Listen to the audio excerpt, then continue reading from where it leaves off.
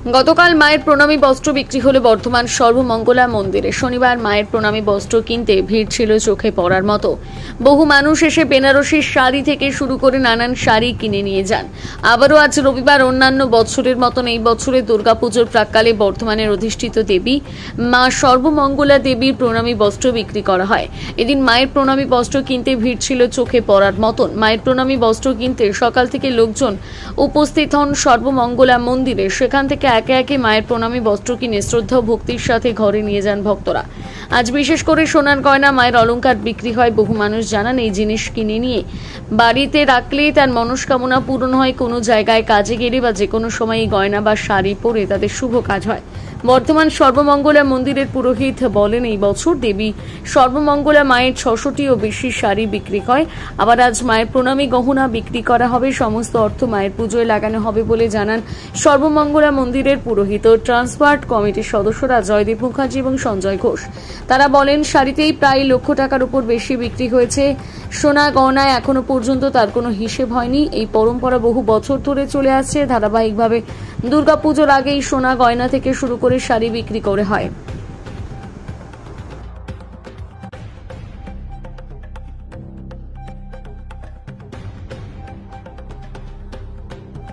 না শাড়ি দুটো, একটা চাদর পেয়েছি, একটা শাড়ি পেয়েছি মায়ের। ওই তো কালকে 3টে বেনারসি নিয়েছি, একটা গরদের শাড়ি নিয়েছি, আজকে একটা সিনথেটিক শাড়ি নিয়েছি, একটা চাদর নিয়েছি। আজকে পেলাম না, দেখি সোনা যদি পাই একটা নাকছাবি নেওয়ার ইচ্ছা আছে। কি করেন এগুলো কিনে? আমরা ব্যবহার করি, পরি, কাউকে দেওয়ার থাকলে দিই, আত্মীয় স্বজনকে। মায়ের আশীর্বাদ প্রতি বছর, এই 2 বছর আসছি, 2 বছর আসছি। আমার নাম মিতালি নন্দী। শাড়ির জন্য এসেছিলাম, তো শাড়ি দেখার পাশাপাশি এখানে আজকে দেখলাম মায়ের গয়নাও বিক্রি হবে, তো সেই হিসাবে একটু দেখছিলাম। এত ভিড় যে দাঁড়ানো যাচ্ছে না। এটা নিজে কি করেন আপনি বাড়িতে? অবশ্যই করব, শুভ অনুষ্ঠানেই করা হয়। প্রতি বছর এরকম ধরনের একটা আয়োজন করা হয়, এটার সঙ্গে বাইরে কেনার পার্থক্যটা কি হচ্ছে? সেটা বলতে পারবো না, তবে এটা মায়ের জিনিস, এটাই ভাবি। মায়ের আশীর্বাদ অবশ্যই। দামেও কিছু হেরফের থাকে? আমি এটা নিয়ে বলতে পারবো না, হয়তো হবে, কিন্তু আমি এটা নিয়ে কথা বলতে পারবো না। আমি এবছর প্রথমই নিলাম, প্রথম বছর। কি নিলেন এবারে? একটা শাড়ি নিয়েছি। আপনার নাম? জয়িতা কর। ওই তো সোনা কিনবো বলে, আর প্রতি বছর কিনি। হ্যাঁ, রেখে দিই মায়ের। হ্যাঁ, তারপর পড়ি। এই তো লোহা পড়ি, এই যে লোহা পড়েছি। না, আমরা প্রতি বছর নিই।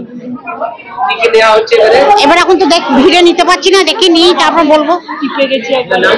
আমার স্বর্ণা ঘোষাল। এটা মা সর্বমঙ্গলাকে আমাদের ভক্তবৃন্দরা যারা নিজেদের মনোবাসনা পূর্ণর জন্য মানসিক করেন, সারা বছর তাদের বিভিন্ন ক্ষেত্রে মায়ের কাছে প্রার্থনা করেন, তার ফল পেলে তারা মাকে এসে সেই প্রসাদী শাড়ি বলুন, গহনা বলুন, রূপোর বলুন, সোনার বলুন, সেটা মাকে দেয়। সে সারা বছর যেটা জমা হয় সেটা আজকে সোনার দামের যে রেট, সেই রেটে এটাকে এখানে বিক্রি করা হয়। বা যারা আসে ভক্তরা নিতে চায় মায়ের জিনিস বা ঘরে রেখে দেওয়ার জন্য, তারা এখান থেকে সংগ্রহ করে। এটা প্রতি বছরই হয়। এটা সিস্টেমেটিক এইভাবে এই যে টাকা পাওয়া যায়, সেই টাকা আমাদের মায়ের বাড়ির যে ফান্ড আছে সেই ফান্ডে রাখা হয়, এবং আমাদের মন্দিরের যে খরচা আছে সারা বছর পুজোর, এই দুর্গা পুজোর সময় সে খরচাটা এখান থেকে পাওয়া হয়। কাপড় হয়, রূপোর গয়না হয়, সোনার গয়না হয়, এগুলি এখানে বিক্রি হয়। এখানে সবাই মিলে ভক্তরা যা আছে, আমাদের মন্দির কমিটির আমাদের চেয়ারম্যান মাননীয় পৌরপতি পরেশ সরকার, আমাদের বিধায়ক মাননীয় খোকন দাস, তার তত্ত্বাবধানে আমরা সবাই আছি, যা মায়ের মন্দিরের এই উন্নয়নকল্প যারা থাকি, সকল মিলে এই সহযোগিতার মাধ্যমে কাজটা আমরা করি। জয়দেব মুখোপাধ্যায়। আজকেও যে শাড়িগুলো অবশিষ্ট ছিল সেগুলো সকাল থেকে আমাদের বিক্রয় হয়েছে। এখনো 2-4টা লোক যারা আছে কিনছে। আজকে মূলত বিক্রি হচ্ছে সারা বছর মাকে ভক্তরা যে মানসিক বাবদ মাকে যে ছোট ছোট সোনার টুকরো গহনা দেয়, যেমন সোনার টিপ, সোনার বেলপাতা, সোনার নথ, এইগুলো আমরা সারা বছর রসিদের মাধ্যমে সংগ্রহ করে রাখি। ঠিক পুজোর আগেই আমরা পূজার খরচার জন্য আমরা এটা বিক্রি করা হয়, এবং সেই বিক্রি করার জন্য বহু মানুষ এই বছর সঙ্গে ভোর 5টা থেকে লাইনে দাঁড়িয়ে আছে এই মায়ের গহনা সংগ্রহ করার জন্য।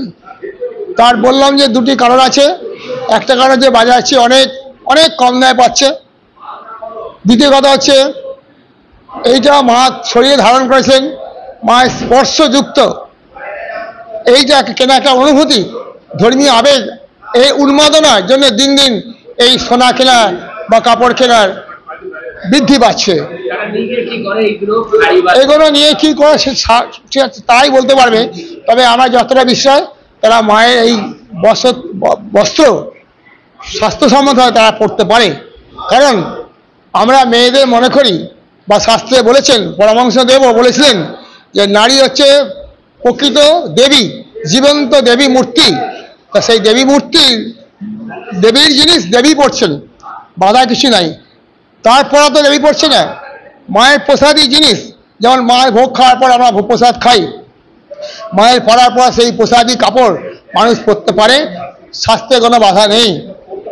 আর দ্বিতীয় কারণ হচ্ছে অনেকে শুভ যাত্রা করে, হয়তো কেউ ছেলে বিদেশ যাত্রা করবে পড়াশোনার জন্যে, কি কোনো যুদ্ধ যায় হবে, কি কোনো মামলা মকদ্দমার জন্য যাবে, নানান কারণে মানুষ যে সমস্যা দৈনন্দিন জীবনে থাকে সেইগুলো যখন মানুষ আরম্ভ করে তার আগে মায়ের প্রসাদী বস্ত্রটা মাথায় ঠেকিয়ে দেয় তার বাড়ির অভিভাবকরা যে তুমি জয়লাভ করো মায়ের কৃপায়। এই একটা মায়ের মাহাত্ম্য আছে, সেই মায়ের জন্য ছুটে আসছে বর্ধমানবাসী ছাড়াও পাশাপাশি অঞ্চলের সমস্ত মানুষ ভক্তরাও কাতারে কাতারে দিন দিন আসছে। আগে যখন প্রথম আমরা বসে থাকতাম লোকজন আসতো না, খুব কম আসতো, কিন্তু এখন মিডিয়ার যুগ, এখন মানুষ ঘরে বসে জানতে পারছে কি হচ্ছে না হচ্ছে, মানুষ কাতারে কাতারে ছুটে আসছে আমাদের কাছে। আমরা সুষ্ঠুভাবে আইনসম্মতভাবে, কেউ এতে ঠকে যাওয়া তো লাভ প্রশ্নই নেই, বড় লাভবান হয়। আমি ট্রাস্ট বোর্ডের দায়িত্বপ্রাপ্ত সদস্য, মন্দিরের প্রধান দায়িত্বপ্রাপ্ত পুরোহিত অরুণ কুমার ভট্টাচার্য। মায়ের যে শাড়ি, মায়ের যে গহনা আমাদের এখানে পড়ে, আমরা সেই শাড়ি এবং গহনা আমরা মানুষের মধ্যে বিক্রি করি এবং বিক্রয়লব্ধ অর্থ আমাদের ট্রাস্ট কমিটিতে জমা পড়ে যায় এবং সেটা আমাদের পুজোর সময় কাজে লাগে। এটা বহুকাল ধরে আমাদের হয়ে আসছে, গতকাল এবং আজকে আমরা সেটা করছি। আজকে আমাদের মূলত সোনার জিনিসটাই হচ্ছে, আর গতকাল থেকে কাপড়টা হয়েছে। গতকালকে কাপড় প্রায় শেষের দিকে, তারপরে যেগুলো বেঁচে আছে সেগুলো আজকে আমরা সেই কাপড়গুলোকে বিক্রি করছি। আমাদের যে কাপড়গুলো দেয়া হয় সেগুলো আমাদের বস্ত্র ব্যবসায়ীরা এসে একটা দাম ধার্য করে দিয়ে যায়, যার জন্য বাজার অপেক্ষা অনেক কম দাম হয়। প্লাস মায়ের ছোঁয়া শাড়ি তো মায়ের একটা মঙ্গলের ব্যাপার থাকে, সেই জন্য মানুষ নিয়ে যায়। আর সারা বছর ধরে মায়ের কাছে যে গয়নাগুলো পড়ে, সে টুকরো টিপ থেকে শুরু করে অন্যান্য যে যা মানসিক করে দেয় সেগুলোও সব জমা পড়ে, সেগুলোকেও আমরা পাবলিকের মাঝখানে বিক্রয় করে দিচ্ছি। আমাদের বর্ধমানের বিশিষ্ট স্বর্ণ ব্যবসায়ীরা থেকে এই কাজটা করে। আর একটা ব্যাপার হচ্ছে, আমাদের যে সোনাটা আমরা বিক্রি করি এতে শুধুমাত্র কাগজের যে রেটে যে সোনার দামটা থাকে সেই দামটাতেই আমরা সোনাটা বিক্রি করি, সেই দিনের দাম অনুযায়ী। আর এছাড়া আমরা মানে কোনো বানি বা মজুরি এগুলো আমরা কিছু নিই না, আমরা এইভাবেই সোনাটাকে বিক্রি করি।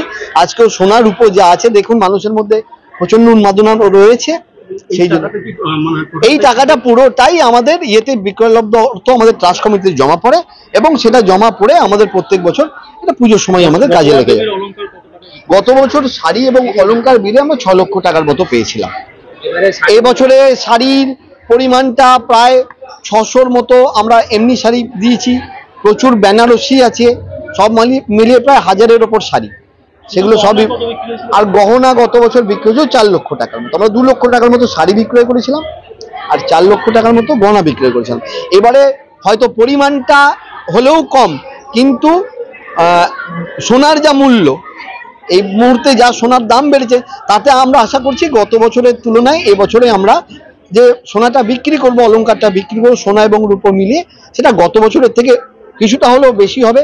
কারণ কয়েকটা বড় আইটেম রয়েছে এখানে, যে আইটেমগুলো বেশ কস্টলি। এটা প্রত্যেক বছর দুর্গাপুজোর আগেই করা হয়। গতকাল আমরা 1,28,000 টাকার আশেপাশে আমরা শাড়ি বিক্রি করেছি। আজকে যেহেতু এখনো শাড়ি বিক্রিটা হচ্ছে বলে শাড়ির মোট হিসাবটা কত সেটা এই মুহূর্তে আপনাকে আমি বলতে পারবো না। মন্দিরের সংস্কার এবং মন্দির উন্নয়নের কাজে মায়ের কাজেই আমাদের লেগে যায়। আমি সঞ্জয় ঘোষ, সদস্য শ্রী শ্রী সর্বমঙ্গলা ট্রাস্ট।